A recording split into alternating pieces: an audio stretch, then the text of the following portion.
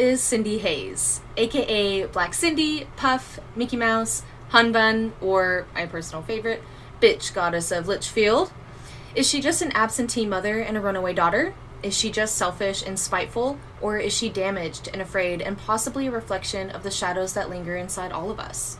Although she displays harmful and hurtful behaviors, I believe that Cindy Hayes is a representation of the human condition and a mirror into the trueness of what it means to be one. Today, I want to talk about one of my favorite characters, though the list is long for this show, of Orange is the New Black, Cindy Beverly Tova Hayes. Hello, and welcome. If you are new here, so am I. My name is Malin, like Melinda, but no duh, and today I wanted to talk about, like I said, the titular character of today's video, Cindy Tova Hayes. She's first introduced in Season 1, Episode 10, Bora Bora Bora. Cindy is accompanied by Pusey as she walks into the rec room where our main character, Piper, is sitting at a table with her love interest, Alex. At first, Cindy and Pusey are coming up to Piper in a little bit of an aggressive manner. They're asking her for her shoes. Now, Piper has just gotten out of the aforementioned named shoe, which is solitary. So she's a little bit in of a trepidatious spot, not really feeling super friendly. She's regretting a lot of her choices, and she's kind of spiraling out per the dialogue that she's having with Alex earlier in the scene. So Cindy and Pusey are coming on pushy, and audiences are already familiar with Pusey's more friendly demeanor, but we don't know Cindy quite yet. She's more been a background character up until this point. They're getting up in her face, they're demanding her shoes, they're wondering why she's having attitude towards them, and a little bit of tension's building up in the scene, until, of course, Cindy and Pusey burst into laughter as soon as Piper tries to stand up for herself, making it clear that they were just teasing her and actually getting ready to scare straight some teenagers who are coming into the prison for one of those programs. It's a great intro scene for a side character that's going to be getting a lot more screen time moving forward. Within 20 seconds, Cindy's jokester personality is put on display, revealing to audiences that she's a well-meaning human with a boisterous voice and a tendency to take things a little less than seriously than they sometimes ought to be. In the early days, and throughout the show, Cindy's character is often utilized as the comic relief, the unserious friend, and the one with the outlandish, but rather sound and useful advice for our protagonist Piper. For example, in the finale of Season 1, Cindy tells Piper that she has to beat up her rival, Doggett, because the name that she's calling Piper is an insult and a call to war.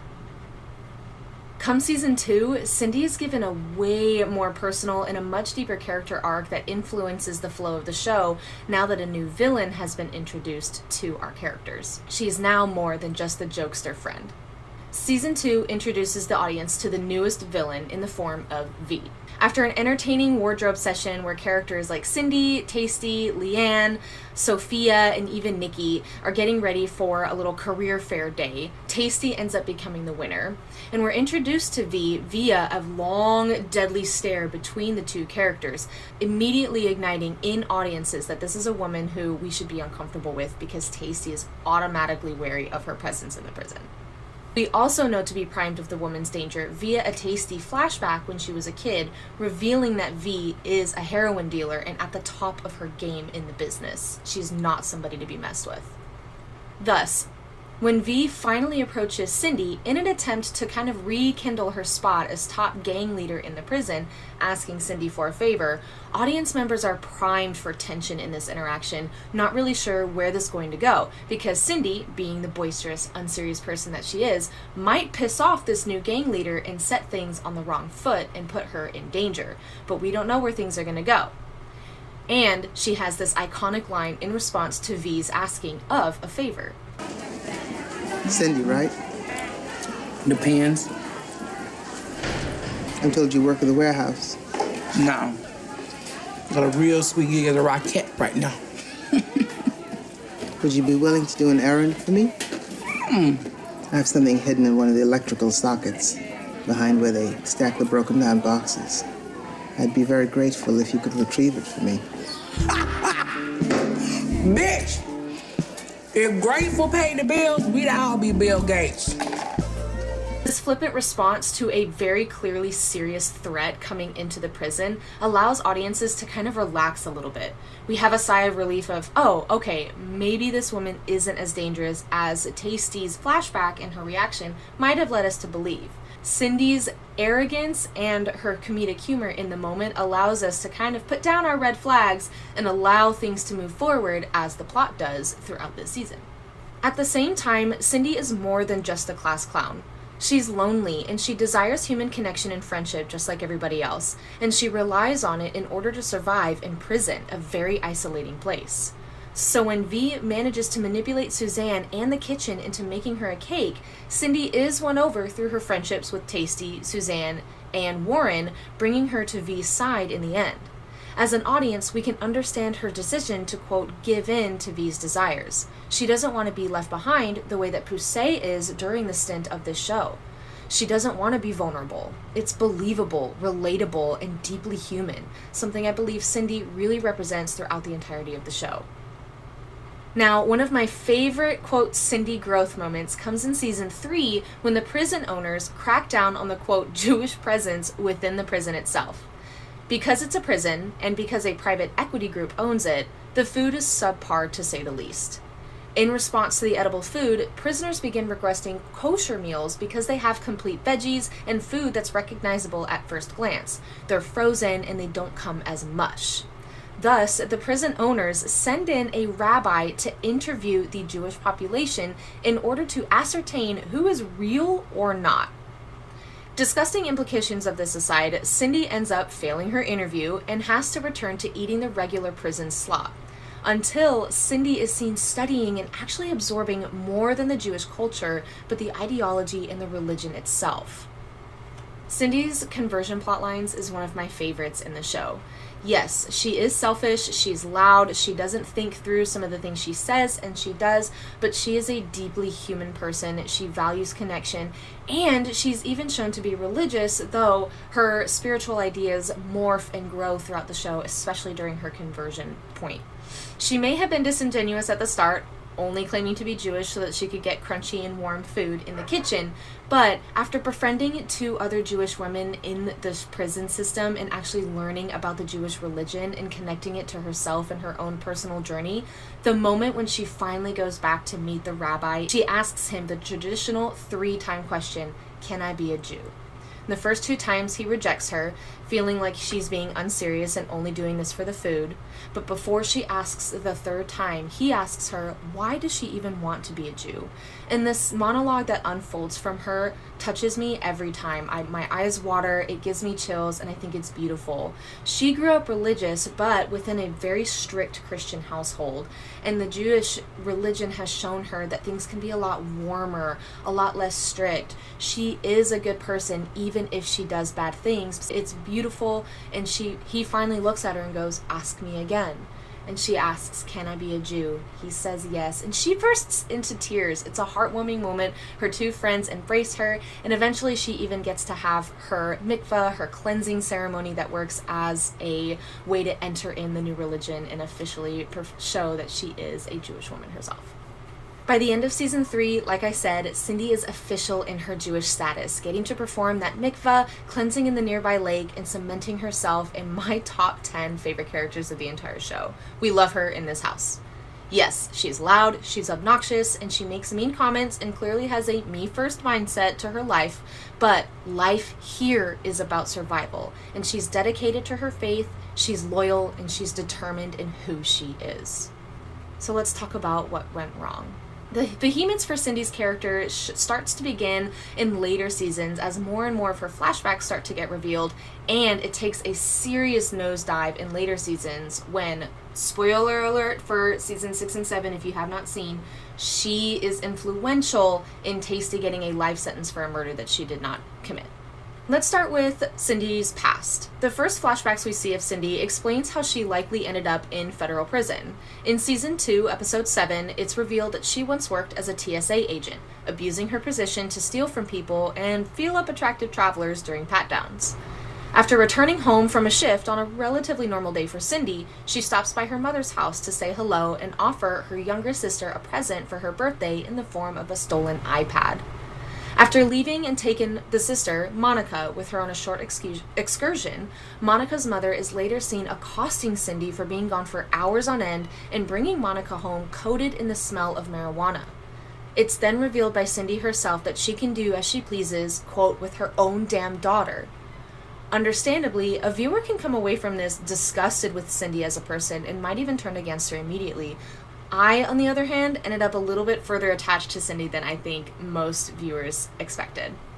The idea that she is an amalgamation of the human selfishness and insecurity is a really interesting character arc that I think the writers were very intent on creating for her. Now, like I said earlier, Cindy is not just selfish when it comes to herself and her family unit. She's selfish when it comes to one of the most beloved characters of the entire show. She is significant in the trying of Tasty when she is being put up for murder for one of the COs in the later seasons of the show. Tasty did not commit this murder, but she is sentenced to life in prison because of this, and especially because Cindy decided to lie on the stand about what happened due to her own fear of the police system, the disgusting things that she's seen, the cover-up that she witnessed in the pool. She was scared for her life. She had no idea if these men were going to come after her, but that's besides the point. I digress. I can understand how any audience member might hate Cindy after this point. If they already didn't like her after what nonsense she's pulled with her daughter, everything culminating in Tasty's life sentencing is absolutely understandable for going, I hate Cindy, I think she's a terrible person, she's only selfish, she's the worst character on the show, ad nauseum. But I still can't hate her. Everything that's culminated up to this point, her past, her present, and the insecurities that she has, I still continue to sympathize with her as a character. Now, in order to talk about why Cindy is the way she is, I want to talk about more about who she was before the timeline of the show, so to speak. I want to talk about not just her past surrounding her daughter, but when she herself was the daughter of her father, more specifically. Our Father who art in heaven, we ask thy blessing upon this food. Bless the hearts and hands to those that provide the same, and when it is ours to pass from time to eternity. Do you know what awaits sinners like you? Self-worshippers of the flesh? Do you know what is your promised land? Answer me, Cindy. Do you know? She was just eating potatoes. I don't know if it's that deep. In all seriousness, Cindy Hayes' character has a deep well of trauma, especially surrounding religion, God, and the idea of goodness, being a good person, etc. Her father constantly preached to her that people like her who do what they want, when they want, are immediately saddled with going to hell. As she gets older, she grows accustomed to that idea, and she slowly gives up her resistance and effort in trying to be a good person. Since she's damned anyway, why should she give a shit? Why should she tell the father of her child that she's pregnant when she's 16? Why should she stick around and raise that kid when it's likely also doomed from the start because of her origins, out of wedlock, as a child, etc.? Why should she, Cindy, have integrity at her federal job? Why any of it? When all is already predetermined and written in fire and brimstone, why should she put forth light and goodness in this life? Yet, Cindy still does try to do good. She finds light and goodness in this life despite all the fire and the hate and the loss and hurt she knows because of the people she meets throughout the show. She stands up against V as the latter tries to send Suzanne down a max for jumping red. She befriends and cares for Suzanne going forward, almost as a way of unknowingly atoning for her sins of leaving Monica behind. She is genuine in her efforts during her conversion to Judaism, even though her journey did begin for the sake of getting better tasting food. Who can blame her?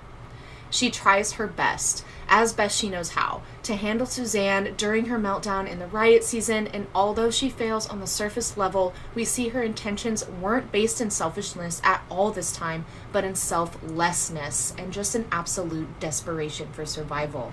Cindy is a perfect mirror of humanity, and I love her for it. By the end of the show, Cindy hits absolute rock bottom. She ends up getting early release, which is seen as a good sign amongst the other prisoners, and manages to piss Tasty off, understandably so. She moves back in with her mom and Monica, who still believes that they are sisters at this time. And during this tenure, Tasty manages to write a letter to Monica revealing the absolutely devastating truth to Monica of her real origins, that Cindy is her mom. And during this ensuing fight that happens, Cindy comes home after a day of work. She's just achieved getting a job. She's going to work at a nursing home. She got the recommendation from her rabbi. Things are looking up for her. And she comes home in the turmoil of Monica having found out that Cindy is her mother and that she kind of abandoned her throughout her whole life.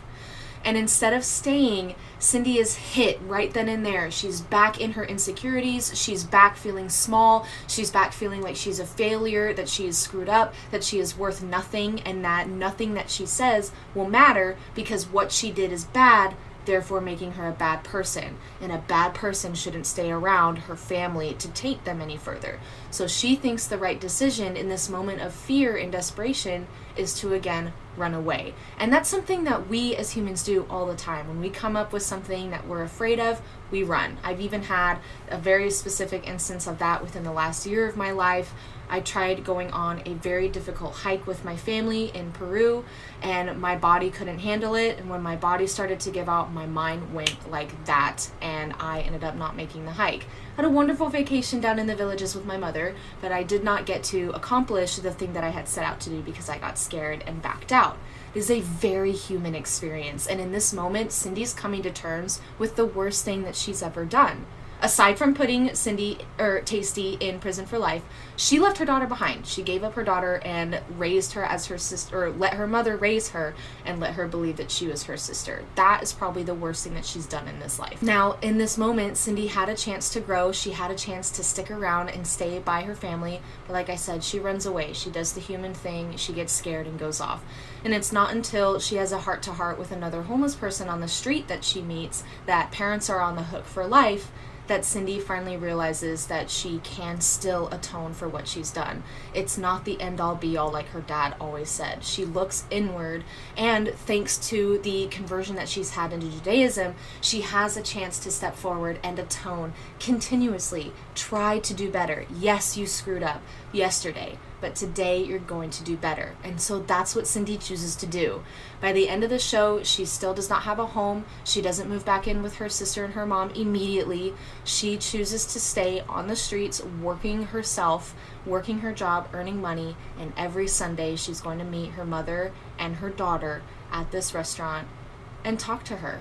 And she even breaches that whole segment by revealing who her father was. A mystery to her parents up until this point. She always refused to reveal who it was, but for her daughter, she will tell her. And for that, I believe that Cindy is always going to try to get better, and that's what I admire about her as a person. She falls hard. She scrapes her knees, busts up her face, but she gets up and she tries again, and I think that's one of the most admirable things a human being can do. What matters is that we get up and try again, always apologizing, remaining humble and intentful. And I think that is the true essence of Cindy Beverly Tova Hayes' character in Orange is the New Black. If you like this video, feel free to stick around. I've done other character analyses and book reviews, and I hope to continue doing that on this channel. Thanks so much for sticking around.